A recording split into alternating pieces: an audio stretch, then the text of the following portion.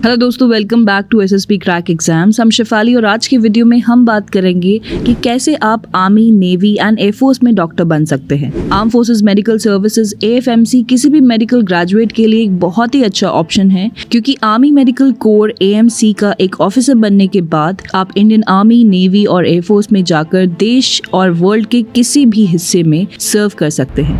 Arm forces किसी भी doctor को एज अ कमीशन्ड ऑफिसर एक बहुत ही प्रेस्टिजियस और प्रोफेशनली सैटिस्फाइंग करियर है। आप आर्म फोर्सेस को as a doctor MBBS, BDS, MDS और किसी भी PG स्पेशलाइजेशन के बाद ज्वाइन कर सकते हैं। और आज का वीडियो स्टार्ट करने से पहले मैं आपको SSB क्रैक एग्जाम्स के ऑनलाइन कोर्सेज के बारे में बताना चाहती हूँ। अगर आप CDS रिटन एग्जाम्स के लिए प्रिपेयर कर रहे हैं तो आप हमारे CDS और OTA के ऑनलाइन कोर्सेज को चेक कर सकते हैं। इन कोर्सेज में आपको full lectures, mock test, lesson plan, बहुत सा कंटेंट है जो आपको CDS रिटन एग्जाम्स क्रैक करने में हेल्प करेगा।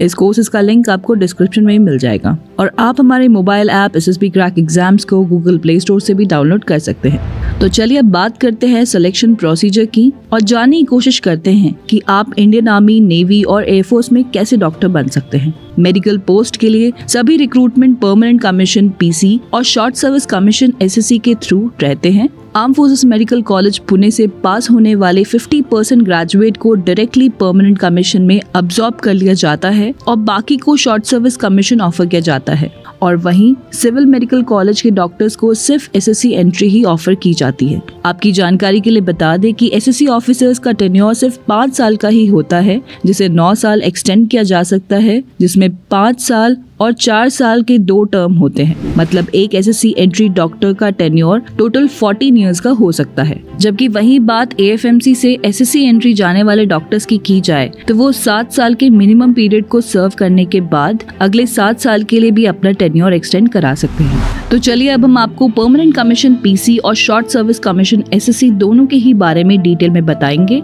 और पहले बात करेंगे शॉर्ट सर्विस कमीशन की।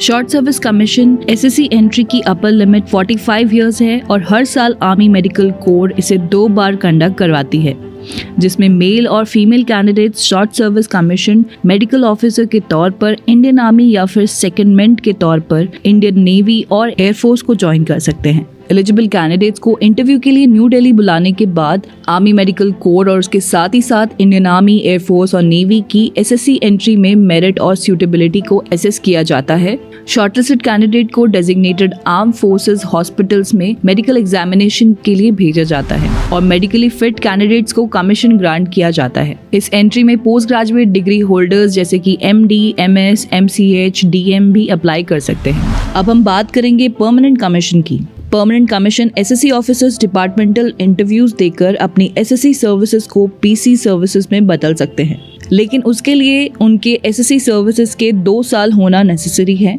और इसके लिए वो 9 इयर्स एंड 6 मंथ से पहले ही अप्लाई कर सकते हैं। अगर एलिजिबिलिटी क्राइटेरिया की बात की जाए तो एप्लीकेंट्स के पास किसी भी रिकॉग्नाइज इंडियन यूनिवर्सिटी का मेडिकल क्वालिफिकेशन या किसी भी फॉरेन मेडिकल क्वालिफिकेशन का मेडिकल काउंसिल ऑफ इंडिया से रिकॉग्नाइज होना एक जरूरी कंडीशन है। अब हम बात करेंगे आर्मी डेंटल कोर यानी कि ADC, जिसमें इंडियन नेवी और इंडियन एयरफोर्स की डेंटल ब्रांचेस भी इंक्लूडेड हैं। और इसकी BDS के लिए इसकी एज लिमिट 28 इयर्स और MDS के लिए 30 इयर्स है। BDS के लिए आपकी मिनिमम 60% मार्क्स के साथ ही साथ किसी भी रिकॉग्नाइज यूनिवर्सिटी से MDS होना नेसेसरी है और इसके साथ ही 1 ईयर की रोटेटरी इंटर्नशिप जिसे डेंटल काउंसिल ऑफ इंडिया ने रिकॉग्नाइज किया हो वो भी मैंडेटरी है।